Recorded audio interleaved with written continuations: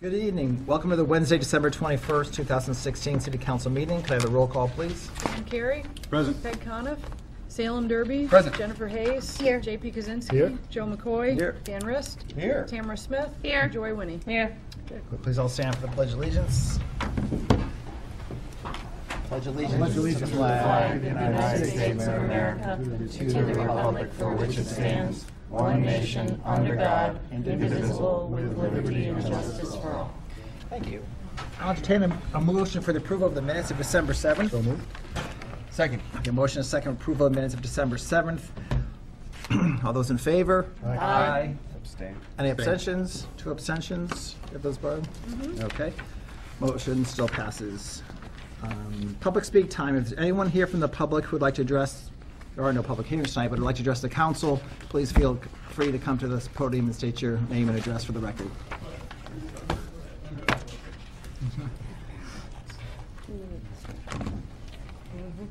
Also, if you could just try to keep to about 2 or 3 minutes. Sure. Good evening. My name is Greg Rowland. I live at 23 Summer Street here in East Hampton. I am the City Council representative to the CPA Committee, and I come here this evening for a couple purposes, but I want to thank the City Council for reappointing me to the CPA Committee, and every now and then it probably behooves me to show up and say hi, and so you can see the face that's doing that. And I'd like to, because it's Christmas time and the holidays and so forth, I just want to, I was going to actually read a letter. I sent a letter to you all. I don't know if you received that, but because it's so close to the holidays, I thought I'd read something else. So this is a card. It says, "Dear East Hampton City Council members and all dutiful public servants of East Hampton, warmest wishes for the happiest of holiday seasons. Thank you for your service and dedication. Your thoughtfulness, foresight, good judgment, and willingness to work together effectively has been and will continue to be a tremendous asset to our community. Sincerely, Kate and Greg Rowland." Kate is my wife. So I just wanted to recognize you all for the good work that you do in your community. I don't think you're here nearly enough. So it's really important. So, and then I know you're going to be hearing a little bit on the issue of marijuana legalization and also retail locations here in East Hampton. It's an issue that I have some strong feelings about. I'm the father of 3 school-aged daughters here in town. We live very close to the center of town, and we are constantly walking up and down the streets of East Hampton. I'm about to go off. Actually, there's a 6 o'clock basketball game that I'm coaching, co-coaching, thankfully. So I'm going to run out of here, but it's 4th, 5th, and 6th grade girls that I'm coaching. And I just want you to think about that age and keep that age in mind, partly because what I'm discovering for that age is they're really paying attention. They're paying attention to what we adults do in the community. They're starting to see that there's a difference maybe between what we say and what we do. They're very attentive to the messaging that we send, whether it's implicit or explicit. And they would be I know my daughters would be very curious to understand the contradictions around this issue of drug legalization, especially when there are medical and detrimental effects to youth, and yet we're saying that it's medicinal and good. So I urge you to take caution. Those of you on the committee, I imagine you read the Gazette. This morning there was an article in the Gazette. South Hadley just put a moratorium on retail locations in South Hadley for the next 6 months. They're taking a very cautious, prudent approach to retail locations, and I urge you to not rush into this issue. I think we have to ask whether we want to be a destination city for drug legalization, and whether we want, it's a matter of when, right, this is going to happen, but how are we going to approach this issue thoughtfully and with the needs of all of our members of the community in mind. So with that, thank you very much. Yeah, thank you. Thank you. Anyone else like to come forward?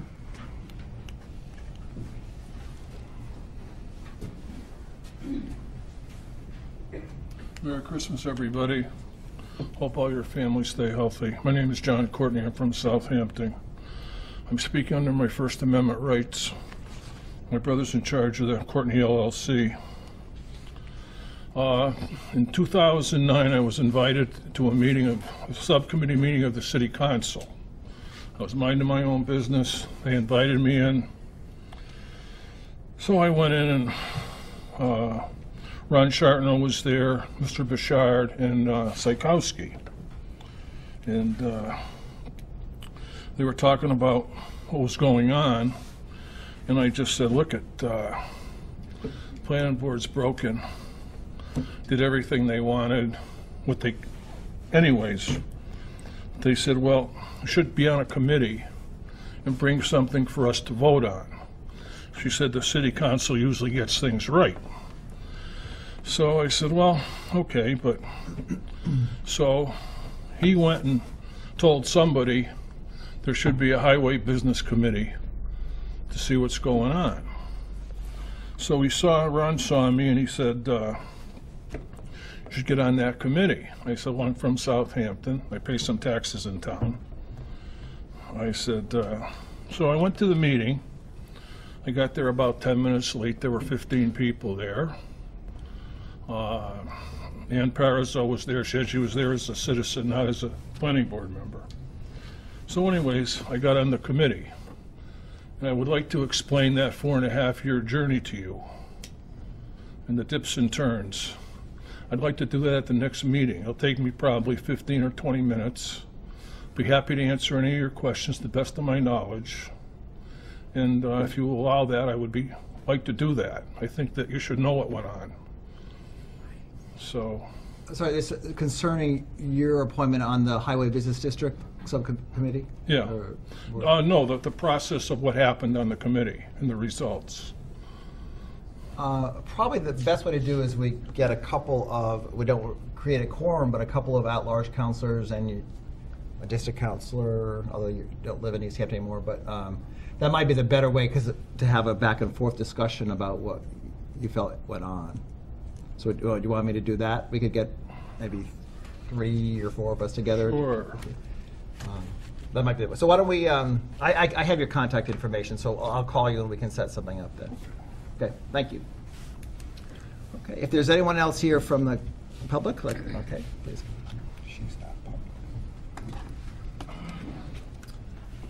Hello, my name is Deborah Lusmia, and I'm the chairperson of the East Hampton School Committee.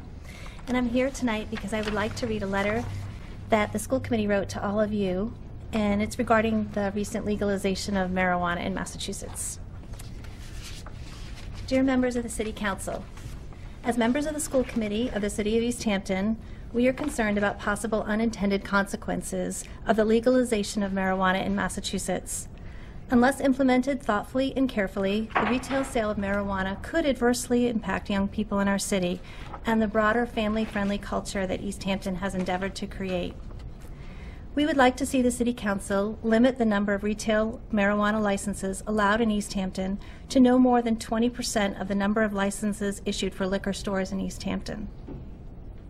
Our understanding is that the City Council can do this with a simple vote. While we acknowledge that adults may safely manage their private consumption of marijuana, as with the consumption of alcohol, there's clear medical evidence of the risk of harmful health consequences for our young people. The evidence from studies conducted by health authorities, including the American Academy of Pediatrics and the American Medical Association, shows that regular marijuana use by teenagers and young adults impairs brain development, diminishes learning, reduces IQ, motivation, and memory. Clearly, unregulated use of marijuana puts at risk both the physical well-being and academic performance of our young people. To our concern, there is a false perception among teenagers that marijuana is safe for their consumption. We need to be careful as a community not to reinforce that perception by normalizing its availability. We also need to be careful not to increase the allure of marijuana through the excessive presence of storefronts. Of particular concern are THC edibles, including sweet candies, sodas, cookies, and snacks, which constitute nearly half of the marijuana market. Edibles are easy to share and conceal, and monitoring products of this nature in schools will be an additional and challenging responsibility for our administrators, teachers, and health educators. Right now, East Hampton has cultivated a vibrant, family-friendly culture that everyone can enjoy. Let us protect that culture to ensure that our city will continue to be inviting for visitors, children, and families. We need to take a cautious approach with this new law to avoid an unregulated number of marijuana retail stores that could potentially transform the character of our city and negatively influence the health and safety of our young people and schools.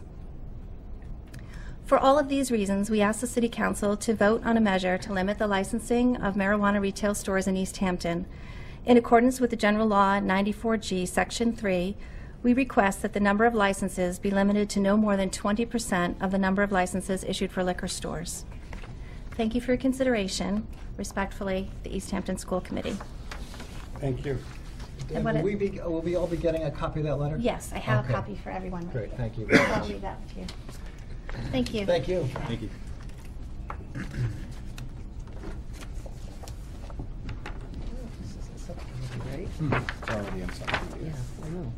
Good evening.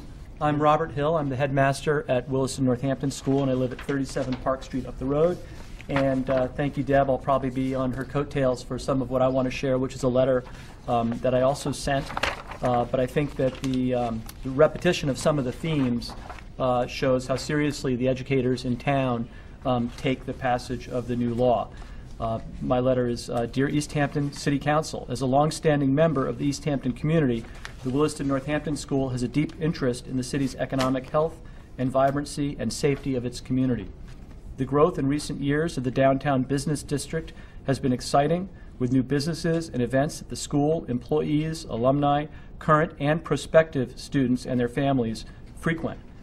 Whether during an event like the monthly art walk or just a regular weekend evening, Union and Cottage Streets have a wonderful atmosphere that is friendly to children and families.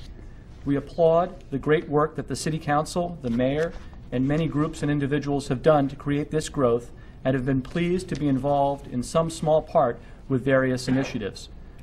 Given that, the recent legalization of marijuana in all of its forms and potency brings up complex issues. We recognize that it provides new retail opportunities for the city, but it also raises concerns, particularly for a school like ours with hundreds of high school-age children who frequently walk downtown to visit restaurants and other local businesses. The American Academy of Pediatrics is just one of many organizations who have asserted that marijuana is harmful to adolescent health and development, impairing concentration, motivation, memory, decision-making, and academic performance. Unfortunately, though, many teens believe marijuana is safe, and widespread public availability next to shops they already know and love is only likely to reinforce this impression. As the City Council considers how to implement the new law in East Hampton, we therefore call upon its members to enact careful limits on the number of licenses in accordance with the legalization law. Specifically, we are joining with the East Hampton Public Schools and other concerned groups to ask that the number of retail marijuana licenses be limited to no more than 20% of the licenses issued for liquor package stores within East Hamptons in accordance with the new law. Limiting the number of licenses is an essential step to ensure that our city remains inviting and safe for children, families, and visitors to the city. We ask the City Council take a thoughtful, considered approach in rolling out this new state law and vote to restrict the number of licenses. Respectfully, Robert W. Hill, Head of School. Thank you very much for your time, and we hope you consider that. Mr. Hill, did you say you sent those letters on? Yes, we did. Okay. We have it on our desk. Oh, it's okay, there it is. Got it. Thanks very much. Thank you very much.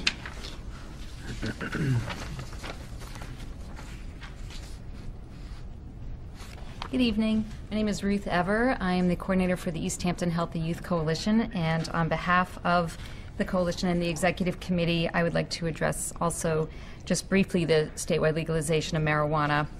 I think you all know that our coalition's mission is to prevent underage drug use, prevent addiction, and support strong and healthy families and youth in our community. And while we can't enforce or legislate away all drug abuse, a city can be proactive in creating policies that aim to protect youth from gaining access to substances or being targeted in the marketing of drugs that can harm their developing brains. For this reason, we also support the recommendation by both of the school districts and hope that the City Council will consider it.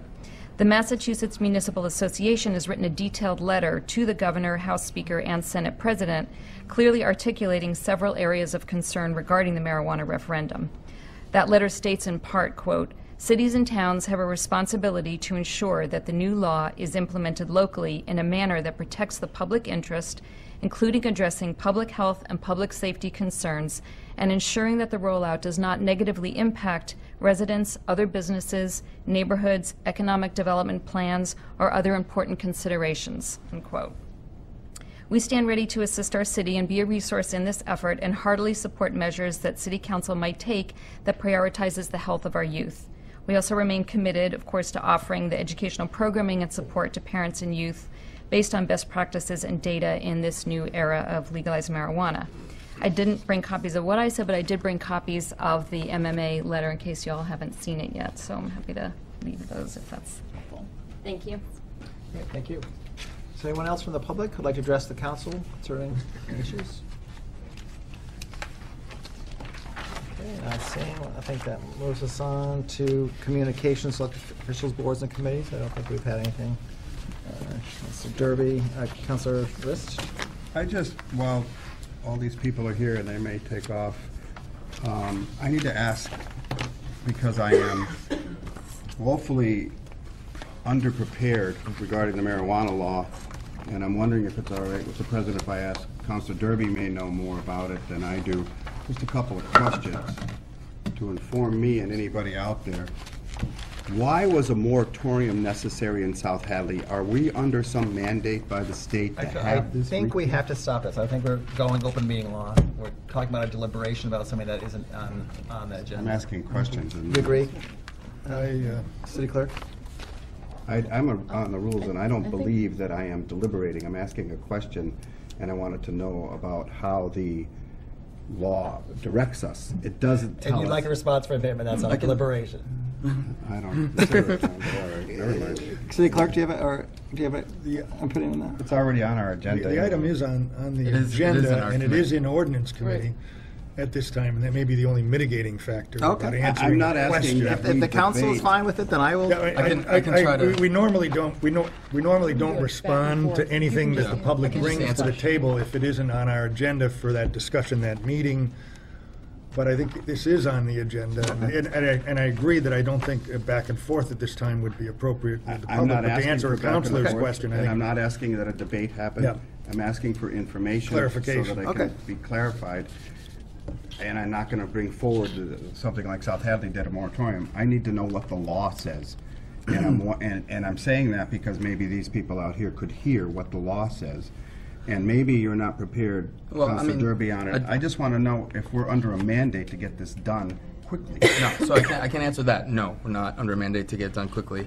And I do not believe that a moratorium is necessary because I don't believe that retail stores can open up for a Before we year do from something. now. Oh, really? So, and I don't have my folder in front of me, but that's the best answer I can give you. That's all I wanted to know is why did they do a moratorium? And I don't think it's necessary. I agree with the notion that we should take our time and do it right. That's all I'm saying. Thank you.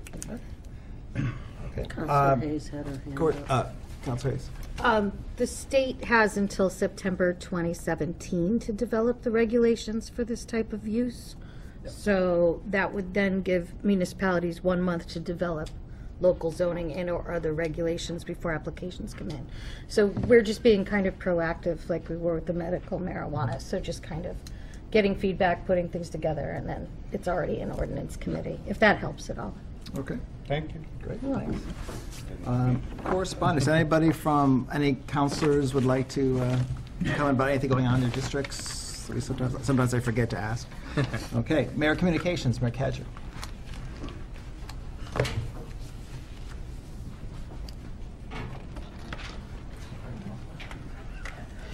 Okay, so I actually have some good news. This is, I had asked to get this on the agenda. It's an acceptance of gifts. We received a gift yesterday, so I wasn't able to get it on the agenda for last Thursday morning. But instead of waiting to the next council meeting, we're usually really happy to accept gifts. So what you have in front of you tonight is to accept the purchase of a 14-foot soft-sided inflatable hard-bottom rescue boat with a 25 horsepower motor. This vessel is fully equipped with rescue gear for 6 police and fire personnel and was donated by the Williston Northampton School. And it's a total cost of $10,164.71. And if you don't mind coming up, I'd like to thank you. But what I thought was really interesting, that you might want to see. I'll pass these down. Or I have, I keep calling them before and after, but it really is the old and the new. So we have the old rescue boat, and I gotta tell you, the old rescue boat looks really good in these pictures. So it doesn't look half as good as these. So we got the old rescue boat, the new rescue boat, and then they're together. So Karen, I just thought it was interesting. And just want to take the moment to thank you so much. You're very welcome. Thank you. And if you have any, and this, I think the counselors will remember, this was on my capital plan, and I got a call from Chuck and Bob and said during their directors' meetings they wanted to, look through the capital plan and see if there were some items on there that they might be interested in, and this just was a perfect fit. And the funny thing is, I had already put it forward as a transfer, which you'll remember we just withdrew it. So this was funding this was something that was definitely a capital purchase that we needed to purchase now, for the coming season, for the spring. And so it just was perfect that it fit in. They picked it off our capital list. We took it off our transfer, and to me, it's a win-win for everybody. And as the two chiefs can tell you that they've all worked together, it actually got a little upgraded, which is a good thing. The motor got upgraded since when we had first started out, and it won't only be used for the pond, it'll also be used for the river. So if you have any questions, these are the experts here that can tell you about it. Do you have any questions for either the chiefs about the vehicle? The boat? Vehicle. Okay. I do. Councilor. What are we doing with the old one? Are we going to keep that as a spare? Looks pretty good. I can tell you that has become very popular. In the pictures, it looks nice. However, the only thing we've been able to date is the motor. The motor is in 1980. The boat, going through our archives, all we know it's pre-1954. Wow. And Still floats? Unless you own stock in Flex Seal, I wouldn't bother buying it because it has holes and it leaks. Okay. Okay, thank you. Any other questions? The other thing I wanted to say too, and I know both chiefs were talking about it earlier, is with the other one, just looking at it, first of all, kind of looks like a little fishing boat, but when they did rescue somebody, to pull them out of the water over the side, it almost capsizes the boat. So very, very well needed, and two totally different items. Thank you. Councilor, did you want to? I just wanted to make it if I could. Okay, I just want to. I think I can speak for the whole council again for Wilson. Thank you very much. Thank you. For your generous donation. Okay. Mr. Councilor President, Riss. I move that the City Council accept, pursuant to Massachusetts General Laws, Chapter 44, Section 53A, the acceptance of the gift of a purchase of a 14-foot soft-sided inflatable hard-bottom rescue boat for the cost of, donated by Williston Northampton School for a total cost of $10,164.71. Second? Second. Okay, a motion and a second to accept the gift from Wilson of the rescue boat, $10,164.71. Any questions or comments? All those in favor? Aye. Opposed, abstained, motion passes. Okay, so moving on, Finance, Councilor Rist. Thank you, Mr. President. We had our regularly scheduled meeting last week, and we did approve both the ordinance, acceptance of the ordinance, Chapter 2, Article 4, and the $49,229 transfer. I would like at this time to make a motion to set a public hearing for January 4th in these chambers for both of those items. Second. Second motion and a second for a public hearing set at 1/4 for the two items on the Finance Subcommittee agenda. Any additional questions or comments? All those in favor? Aye. Opposed, abstained, motion passes. And I would like to state that we will not have a meeting on next week because we have nothing on our agenda requiring action. In fact, that's a rarity. we won't have another meeting until we get something from the mayor to act on. So thank you, Mr. President, that's all. Public Safety, Counselor Hayes. Thank you, Mr. President. We have a meeting scheduled for the day before our next meeting. I believe that's January 2nd. January 3rd. January 3rd at 6:30. And that is where we'll continue our discussion about Mobilite and the on-street parking for a section of Pleasant Street 6 o'clock. at 6 o'clock. Okay. Not 6 o'clock. I said 6:30? I've got that in my head. 6 o'clock. This concludes. Okay, thank you. Appointments, Counselor Smith. Thank you. The appointment subcommittee met earlier tonight at 5:30 downstairs, and we approved 3-0 the mayoral appointment of Marlise Stoddard to the ECA Plus Committee with a term expiration of 12/31/19. So I'd like to move that forward to the full council in a form of a motion to consider this mayoral appointment. Second. Okay, a motion, a second, for the appointment of Marlise Stoddard, ECA Plus. Additional questions or comments? I know I said during the appointment, she's been like bedrock for East Hampton as far as the arts and business, coordinating the two and so many of the events. So we're glad she's coming back and certainly willing to continue to volunteer for the city. So motion, Councilor. I'm going to add my 2 cents that Marlise took over the Business National Art Galleries from her mom, and they've been a cornerstone of Cottage Street stations and Cottage Street in itself. And it's just that she wants to just keep continuing helping the city grow and put forth all of her energies is just wonderful. So. Okay. All those in favor? Aye. Opposed, abstained, motion passes. And there are 2 new mayoral appointments to move forward, and I'll make these in the form of a motion. I'd like to forward Monica Kane for the position of Personnel Director with a term expiration of 12/31/19, and Monica Grezzi-Mulia for the Council on Aging with a term expiration of 12/31/18 to be considered at our next appointment subcommittee meeting. Which is January. Oh, I was going to go on. I'm sorry. Is there a second for that? Second. Okay, motion a second to move those 2 appointments to appointment subcommittee. Additional questions or comments? All those in favor? Aye. Aye. Opposed, abstained, motion passes. And our next appointment subcommittee is going to be on January 4th at 5:30. Okay. Would you be, Mr. President, Yes, go ahead. would you be interviewing Monica Kane at that time or not? We will ask her to come to the meeting, and we'll have the mayor come to the meeting as well to Okay. talk about her Thank you. application. Planning on it. Okay. Okay, thank you. Great. Okay, that's complete. Okay. Counselor Derby. Thank you, Mr. President. As you can see, we have a full docket. We will be meeting January 11th, 6 p.m. to discuss the sanctuary city designation.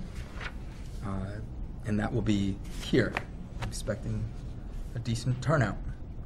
I think that's the only thing we're going to be covering that night. So our next meeting after that will be on the 25th, where we will kind of take a stab at some of these other things that we have on here, which we still have some important things before we even tackle our new items. We do have, just to give an update, we do have a working draft of the food truck ordinance. I just talked to the chief. He would like to take a look at it, potentially looking at some new regulations from the Mass Fire Code about propane tanks. So we want to make sure that we are being as diligent as possible. So make sure we talk to him. And Councilor Smith wasn't able to be at our last meeting, so we don't have an update on the plastic bags, but we are moving forward with that, looking at a potential solution. So we'll keep working on that. That concludes. Great, thank you. Property, Councilor Kwasinski. No report. Okay, rules, regulations, Councilor Riss. No report, Mr. President. Okay, we have no old business. We took care of new business, so I'll entertain a motion to adjourn. So moved. Second, all those in favor? Aye. Opposed, abstained, motion passes. Happy holidays, everyone. See you again.